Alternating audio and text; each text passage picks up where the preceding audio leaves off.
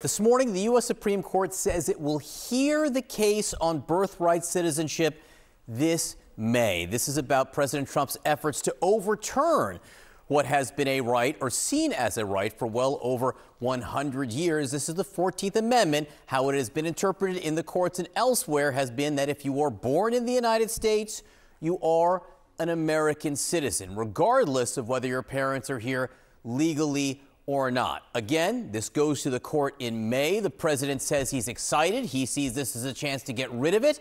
CNN's chief data analyst, Harry Enten, is here. So, this effort to end birthright citizenship. Yes. How do Americans feel about it? Yeah, okay. So a lot of scholars, legal scholars, will say this is a fringy idea. And I think the American public agrees it is a fringy idea.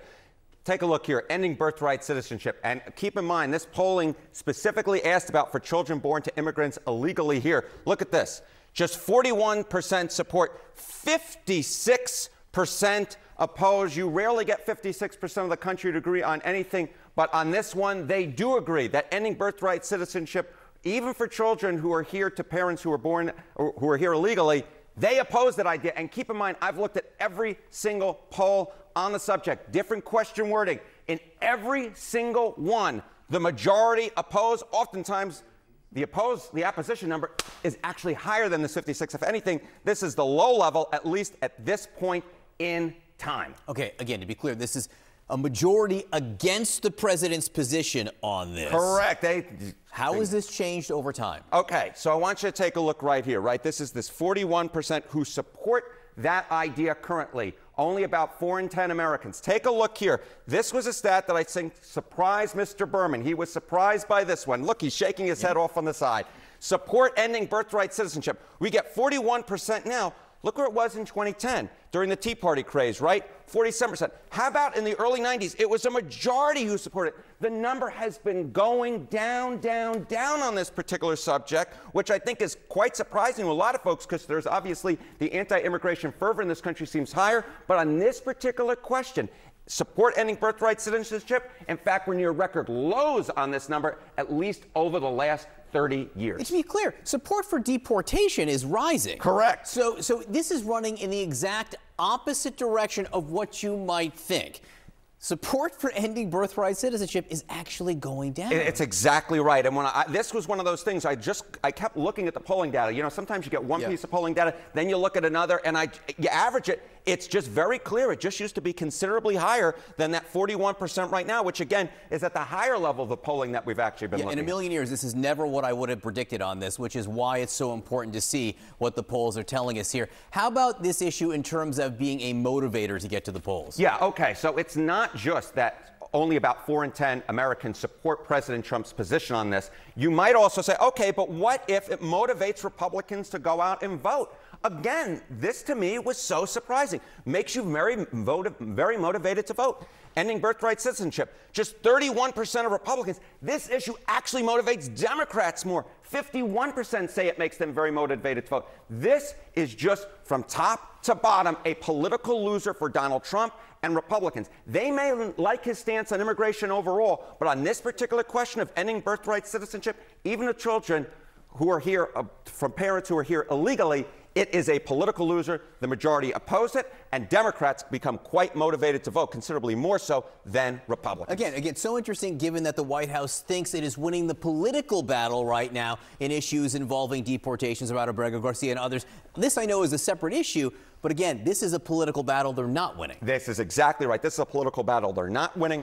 Democrats are winning this political battle, and if I were advising the Donald Trump White House, I'd say stick to other issues on immigration, not this one, because this one, as I said, is a political loser. Harry Enten, an education. Thank you very much. Thank you. In our Law and Justice lead, more on that move by the U.S. Supreme Court, which agreed to hear oral arguments next month, May, on whether the Trump administration can take steps to try to enforce its executive order to end what's called birthright citizenship. While the legal fight over the plan continues, the U.S. Supreme Court will consider whether lower court judges had the authority to put that executive order on hold across the entire country. So let's talk about this with CNN's chief legal affairs correspondent Paula Reed and CNN senior legal analyst Ellie Honig. And Paul, the Supreme Court did not agree to Trump's request that would have allowed him to start enforcing his birthright citizenship plan right now. But it does seem significant that they're hearing this argument on whether or not the lower court even has the authority to pause his executive order. This is huge because we've seen this tension between the White House and the judiciary building, and nothing vexes President Trump more than the fact that lower court judges a single judge can block his policy for the entire country. Now, he's not the only one this happens to. All modern presidents have faced this. It frustrates all of them.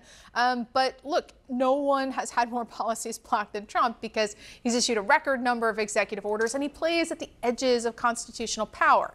Now, the argument in favor of allowing judges to do this is that you have one policy governing the entire country, and the policies can be paused while they are vetted for whether they're constitutionally valid.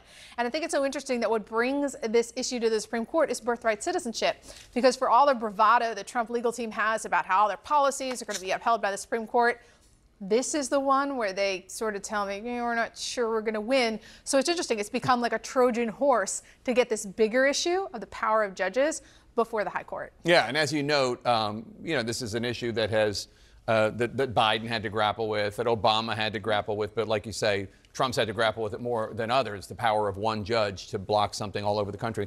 Ellie, what would happen if the U.S. Supreme Court actually said district court judges don't have the ability to make this type of sweeping decision, blocking an individual law all over the country, not just in their district? Well, Jake, I think it's quite possible that the Supreme Court could say just that. As you've said, this is an issue that's come up over the last several presidencies, and I think there's a perfectly valid legal question there about how can a single district court judge, unelected, dictate policy for the entire country. If that were to play out here, though, we might see the downside of that, which is a lack of uniformity. Let's take birthright citizenship. How can it be the case, hypothetically, that a person born in the Western District of Pennsylvania perhaps is not a citizen, but a person born under the same circumstances in the District of New Jersey would be a citizen? And I think the ultimate solution there has to fall to Congress, where they'd have to look at laws that would expedite these types of cases, get them up to the Supreme Court as quickly as possible. And it's worth noting the House actually just passed a resolution along these lines just a couple weeks ago. It was a straight party line. Republicans were for it, Democrats were against it. But as a rule, whichever party is in the White House hates these injunctions. Whichever party is on the other side tends to favor them. The justices just agreeing to hear arguments over President Trump's plan to end birthright citizenship. CNN's chief Supreme Court analyst Joan Biskupic is joining us now with the details. So they're going to hear this. I guess the question then will be, when will we learn what they feel about that after the hearing? Good to see you, Erica and Boris. This is very big news. This is the first time that the Supreme Court is taking up anything related to Donald Trump's new initiative since he became president on January 20th.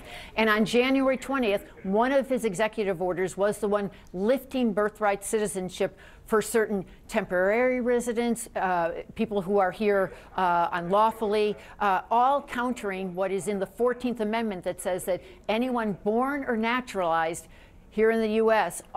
essentially is a citizen. Now, I should tell you that immediately after Donald Trump signed that, immigration rights groups, civil libertarians, and states sued to try to block his new order. And they won in lower courts. Judges immediately blocked Donald Trump's attempt to enforce this limit on birthright citizenship. One judge even calling it blatantly unconstitutional. And as the Trump administration has come to the Supreme Court, it's not saying rule immediately on the constitutionality of what Donald Trump has done. Rather, it's saying rule on whether these judges can outright block it. So it's come up here on what the Trump administration has said is a, quote, modest request. But at the core of all this is this whole question of birthright citizenship. But the justices might instead just go narrowly on the procedural question of whether judges can so immediately block it nationwide. If they rule for the Trump administration, it would allow him to start putting into place this new plan. But if they block the Trump administration, then everything will stay the same. That the 14th Amendment, which says that anyone born or naturalized here essentially becomes a citizen, that will stay in place. As you can see, the central interest here goes to, one of American equality and identity, but we've kind of got a little bit of a chance for the justices possibly to take an off-ramp.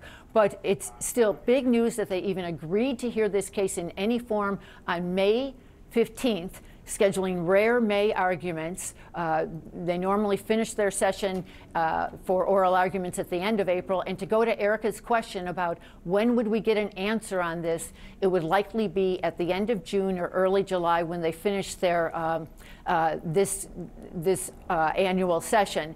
But as I say, the initial question that they will be hearing from the Trump administration is just the power of these lower court judges to block his effort to enforce this, rather than the pure constitutionality of whether Donald Trump can roll back more than a century of understanding about the protections of the 14th Amendment and birthright citizenship here in America.